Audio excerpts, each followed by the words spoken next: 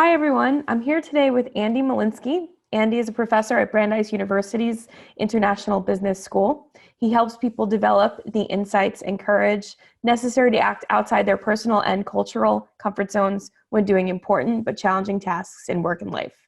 He's been featured in HBR, the Financial Times, Boston Globe, NPR, Voice of America, and much, much more. Andy, welcome. Thank you so much for joining me. Happy to. Good to see you. Yeah, you too. So today what I'd love to talk about is LinkedIn. Of course, your LinkedIn is very active, and you've been leveraging it for a number of years. Tell me, why is LinkedIn important in all times, but especially right now? So the first thing I should say is that I like, as of like 4 or 5 years ago, I don't even think I had a LinkedIn. So this is like an anyone can do it kind of story. But LinkedIn now, I just think it's almost like it's like in the olden days, there was like the central square in the ancient town and everyone hung out in it. And like, I think LinkedIn is like our digital version of that. It's like our digital marketplace, and people are just connecting in all sorts of ways there. And I think it's really evolving. Even in the last year, it's evolved a lot. So it's like my go-to first place to go. I'm not much of an Instagrammer, though I know that that's pretty popular for certain applications, but I think LinkedIn is just your tried and true. And for me, it's really my key social media. That's awesome. So what value have you seen from LinkedIn? Gosh, all sorts. So I've connected with people on LinkedIn that and that's led to business opportunities. So in other words, like your profile is like your calling card. It's like it's like the first impression that you make, and it's a great platform because they can see that and they can contact you directly. I've sort of met people virtually on LinkedIn that I've ultimately collaborated with in a number of ways, most of whom I've never met in person, by the way, still. Right. What else have I done on LinkedIn? I've written a lot of articles on LinkedIn, and they've gotten a lot of views, a lot of publicity, some great conversations. Some really smart people are on LinkedIn. It's a way to build communities, find like-minded people. It's like your virtual Rolodex also. I keep track, like, actually, so I have kind of like multiple roles. So I'm a professor by day, maybe kind of like an entrepreneur by night, maybe. But like for my day job, like, keeping track of my students over 20 years is like this awesome resource. Wow. That's awesome. Yes. I mean, I could go on and on, but tons of ways. That's great. So, of course, LinkedIn has changed, as you said before. LinkedIn has changed so much over the past few years, right? I know when I first signed on to LinkedIn, I think I was in graduate school. So this is, going back 10, 12 years ago. And it was this really bare bones thing, but now it's really changed. And content has become really important. Can you talk about that? Yeah.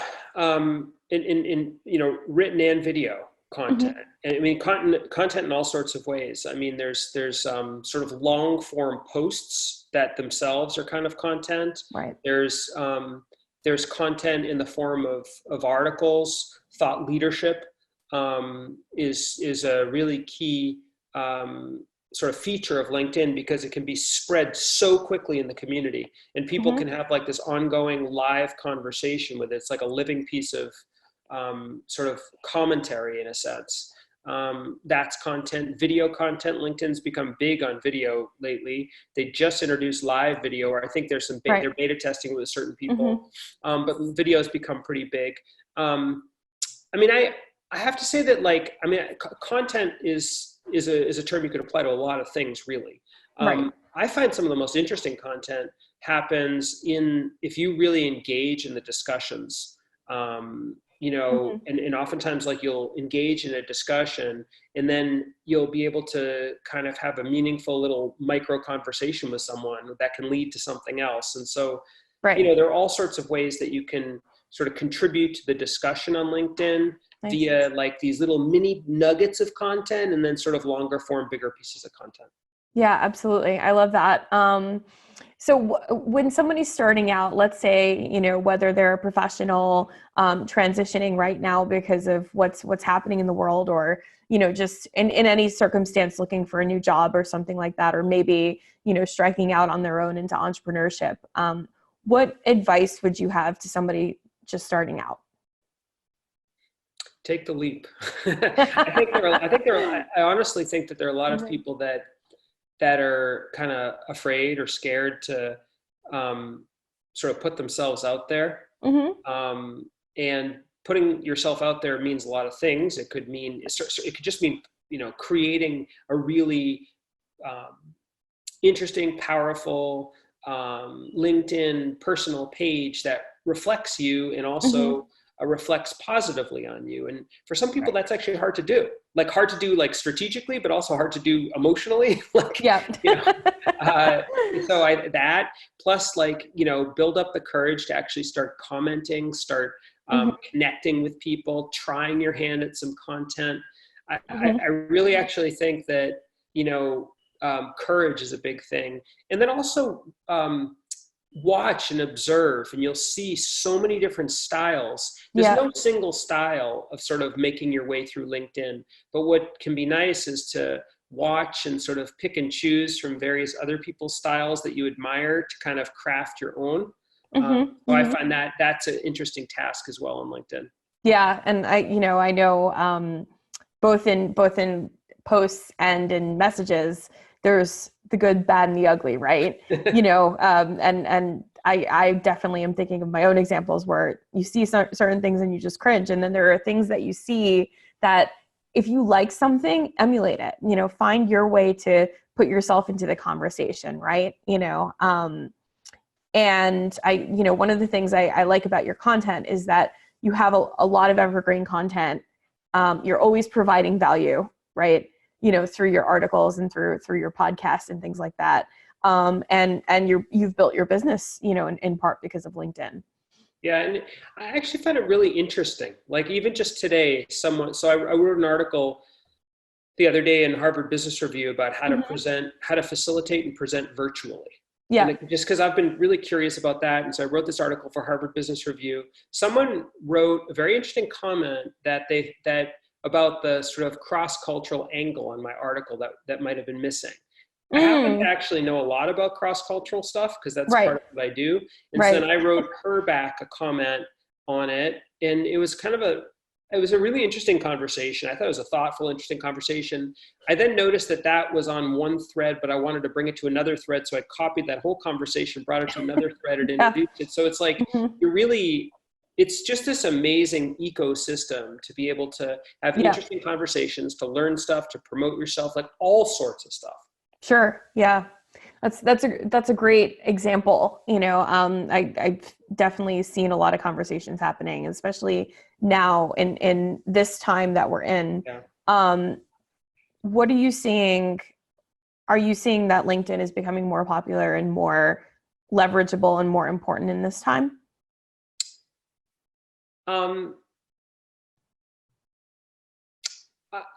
Yes. I think I don't know the full answer to that question, but what I would say is just anecdotally for myself, it's a nice diversion from reading the New York Times and the Washington Post and the Wall Street Journal and all the bad news that's going on.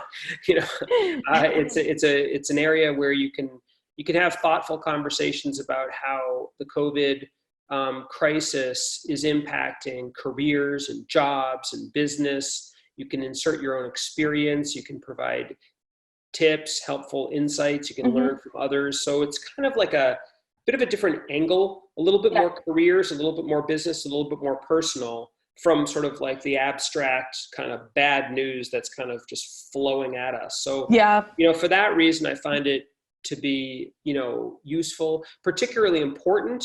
Well, I think a lot of people are always trying to build their reputations, to find connections, to build networks, sometimes to reinvent themselves, and that's the place to go. And so to the extent that that's necessary now, it's even more so the place to go. I love it. What about, you have this extraordinary network on LinkedIn. What about building that? For someone who's starting out, what's your best advice to somebody who wants to build their network? What to do, what not to do, and everything like that. I think I think the very best thing to do is to, you mentioned content before, try to use what you know. And I'm sure you know something. I'm sure you have a point of view, and use what you know to be able to create some content that can sort of help people address or maybe even solve the problems that keep them up at night, that really sort of grate at them. And if you can use your insights, your intellects, your experience to be able to do that and to create content that helps people in some way, and the content can be all different things, right? It could be video, it could be an article, it could be comments, it could be a meme, it could be whatever it is.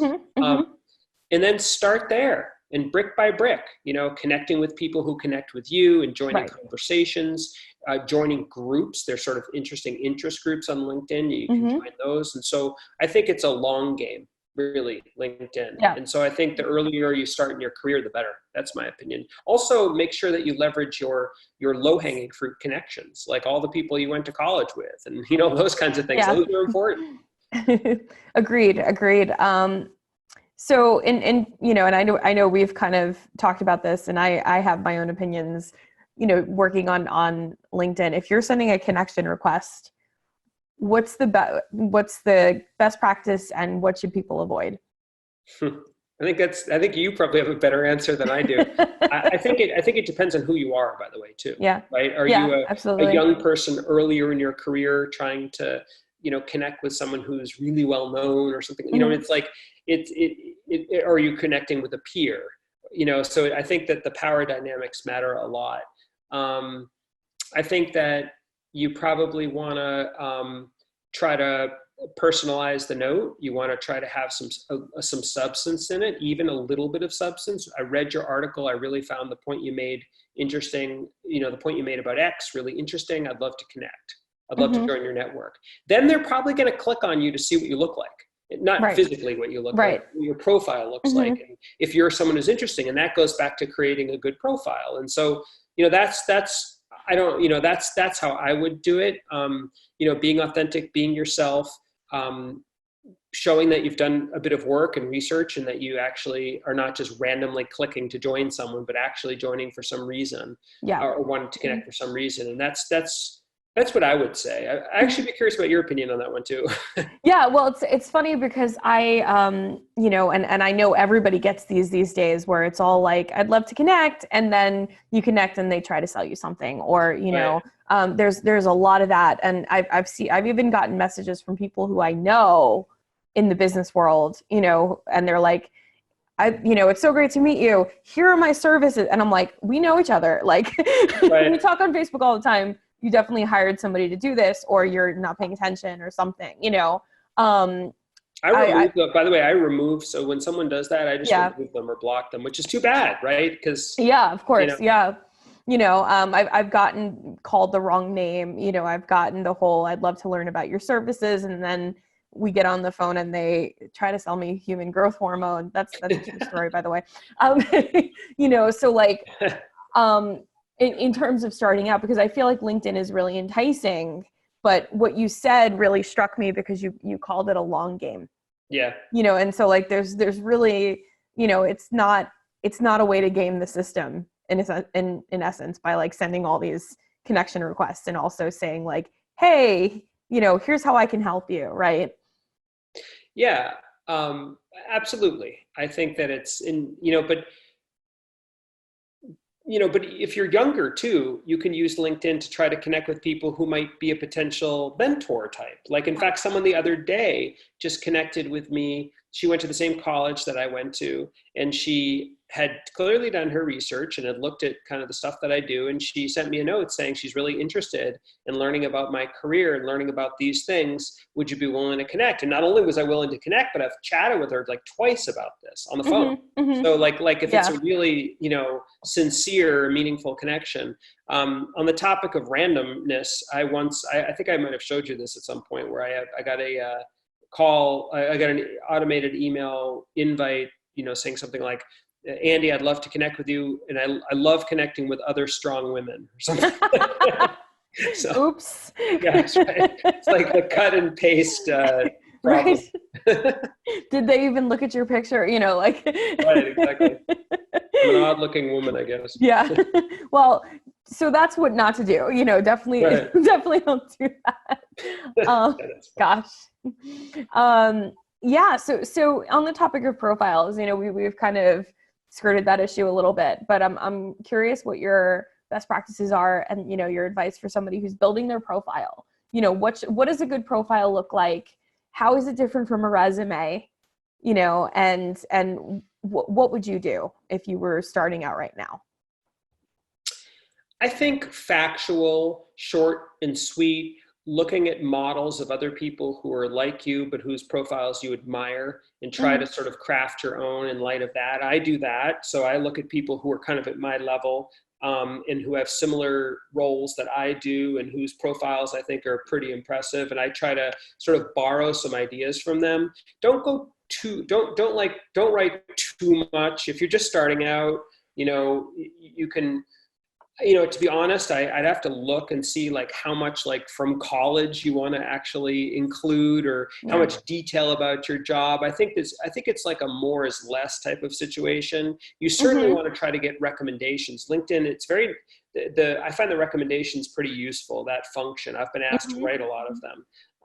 And I think that's a nice sort of way to enhance your profile. I don't know about the skills, like where 1,000 people think you're good at statistics or something. Maybe that's useful, maybe not. But I think the recommendations are, because they're usually more personal. So that's pretty useful. And to get some recommendations would be good.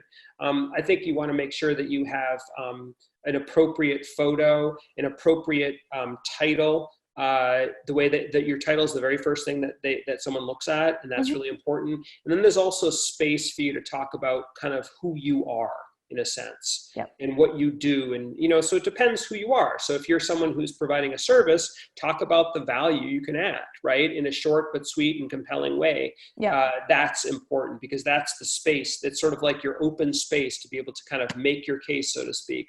And I think that's important. But it's not only people who are selling something on LinkedIn. It might be someone who just has a job and wants to be on LinkedIn, which is great too. And then it's just, factual, short but sweet, but follow best practices for what you see and what you find impressive among people in your cohort. I don't know, that's kind of my basics overall, sort of,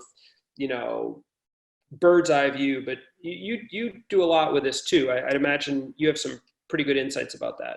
Yeah. My big thing is that a lot of employers, especially in the professional services space, and like people who are hiring virtually, especially, they don't even look at resumes anymore. That's my impression. They want to see your LinkedIn profile. So it's not a copy of your resume. Like it's resume plus, right? They have to get a sense of, not only here are the skills that I know, here's the jobs that I've done before, here's where I went to school or whatever, but they also want to get a sense of who you are before we even get to content, right? So, of course, appropriate picture, good title, everything like that, but also giving a flavor of who you are is really, really valuable. Because people build entire brands nowadays, right? They build entire personas and platforms on LinkedIn. If we look at somebody like Dory Clark, who we both know, LinkedIn is her most valuable platform, right? And exactly who she is without having to speak to her, without having to read her book. You have a clear impression of who she is, what she speaks like, what she has to offer you, and everything like that. And I think that's really important. So like a lot of virtual assistants and things, like when I look at their LinkedIn profile, if it's a copy of their resume, I get the sense that they don't really, there's not a lot of value add. But if they've given me an idea of who they are, then I have a reason to talk to them. Yeah. And what's tricky about that is that it is useful to get some sort of, guidance or some expert advice about how to actually do that. Because what you think might be the right way to go might not be the right way to go. Right. Exactly. So, any parting words of sage wisdom about LinkedIn? Sage wisdom about LinkedIn. What do you wish you knew when you were starting? I think when I was starting out, I wish I wish I knew that. I wish I had a sense of how important LinkedIn would ultimately be to me in my career, right? And I didn't know that at the time. I mean, so I think anyone listening to this and anyone who's curious about this probably already has a leg up, and they probably Yeah. already know more, certainly way more than I did at the time. And all I can say is that it's a great platform. It's by far the one that I go to the most, that I post on the most, that I engage on the most, and where I've created great business opportunities, met really interesting people. So it's my favorite platform. I love it. Love it. So we are spearheading a collaboration. We're going to be launching a course soon, right? Yeah. Do you want to talk a little bit about that? Yeah. So we've talked about this, right? Sort of offline about Right. how important LinkedIn is and how challenging it can be for some people to kind of get going and to sort of build their brand, and even to start about thinking about how to build their brand. And so we thought that it would be really potentially useful for a lot of people to kind of combine our skills. So I'm sort of like a guinea pig, someone who's done this from soup to nuts, from beginning to end, not end, but from nothing to something. And I've certainly got some perspectives on a lot of this, especially about like the psychological perspectives of like how hard it can be to do it. And then you have such great insights about a lot of the sort of tips and tools and strategies and insights. So we both thought that it would be great to combine our insights to create something. And so I think people should be interested. Hopefully. Yeah. So we'll be putting more information down on this website, and I'm really excited. Please join us. Andy's got years of insight and experience on LinkedIn, and I've been working on LinkedIn for a bunch of years as well. So we'll be, sort of sharing our best practices, what to do, how to build something really valuable on LinkedIn. And kind of how to help you kind of get the courage to do it. If you're someone who, I mean, there are plenty of people who are like, yep, I want to do it. I want to, go forward. And this could be super helpful for them, because it can give them some excellent tips and strategies and do's and don'ts and so on. But then there is a set of people who are like, oh, I don't know. Yeah. Please, people like that was me. I get it. And I think the important thing to know is that that's more common than you think. I mean, I can't tell you the amount of times I've started with a client and they're like, I should be further. I don't know how to do this. Why is this upsetting? And I'm like, no, it's okay. We all start here. We're all nervous the first time we put something on social media. So we're here to help you. No question. Absolutely. I mean, I know students who don't have a LinkedIn because they're afraid to put up a LinkedIn, or have like the imposter syndrome, or who am I to like put myself out there? What do I have to add? And you do, it's important. I mean, at any stage you do. So, I think we can, I'm hoping we can provide some real value. Yeah, absolutely. How can people get in touch with you? Well, the best way to get in touch with me, I guess, would be on LinkedIn. I have to kind of say LinkedIn, right? Find me on LinkedIn, message me. I think that's probably the best. There are a lot of ways, but that's a good way. So find me on LinkedIn. I guess we'll sort of link to that on the notes here. My name is, Andy Molinsky, and connect with me there. Awesome. Thank you so much for joining us today. Thanks for having me.